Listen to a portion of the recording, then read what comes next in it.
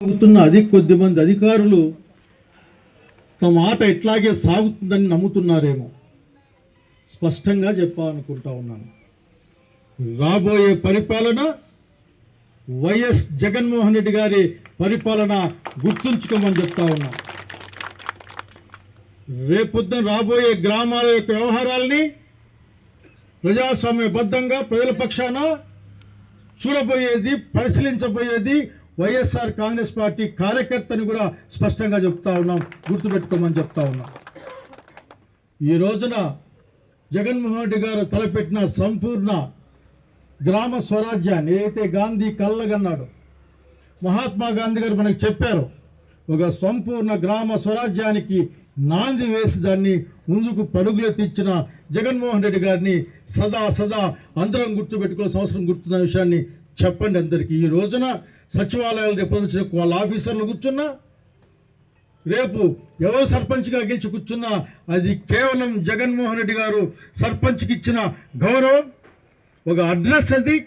అది ప్రజల యొక్క పరిపాలన కోసం వేసిన ఒక పరిపాలనా భవనం, పరిపాలనా సభ అన్న విషయాన్ని స్పష్టంగా చెప్పని కోరుతా ఉన్నాం. కాబట్టి ఈ రోజున ఆషామాషగా ఉన్న కార్యక్రమాలు కాదు, ఆవేశం ఏమీ లేదు. ఈ అన్యాయాన్ని ఎదుర్కోవడానికే ఎలక్షన్లు వస్తాయి, పోటీ చేస్తాం, గెలుస్తాం. ఇందులో ఏమీ ఏ స్థాయిలో గెలుస్తాం ఆ స్థాయిలో గెలుస్తాం, ఇబ్బంది ఏం లేదు. మీరు అధికారుల్ని పోలీసుల్ని వాడుకోకుండా పక్కకుంటే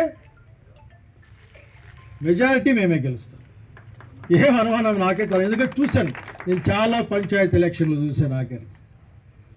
కాబట్టి పెద్దలారా, స్నేహితులారా, ప్రత్యేకించి మా సర్పంచులని నేను కోరుకున్నది ఒక్కటే, మీరు చాలా యాక్టివ్ పొలిటికల్ లైఫ్లో. నా కోరిక సర్పంచ్ కానీ మీకు చెప్పాలి, నేను సర్పంచ్ కావాలని చాలా ఆనందపడి. ఏంటంటే ఎమ్మెల్యేకి సంతకం పెట్టేది ఏమి ఉండదు, ఊరికే రికమెండేషన్ లెటరే రాయడం ఎమ్మెల్యే రాస్తే. కానీ సర్పంచ్కి సంతకం పెట్టే శక్తి ఉందని నేను మా కాటమయ్య ఉన్నాడు, ఒరే కాటమయ్య, సరే కాటమయ్య దయాలకొండపల్లి ఏమన్నా అయితే నాకు ఇవ్వను రా అంటే వాడు ఇవ్వలే. కాబట్టి సర్పంచ్ అంటే నాకు చాలా పరిపూర్ణమైన గౌరవం ఉంది. ఎందుకంటే ఒక గ్రామాన్ని పూర్తి స్థాయిలో అన్ని విభాగాల గురించి ఆలోచించే ఒక నాయకులు మీరు.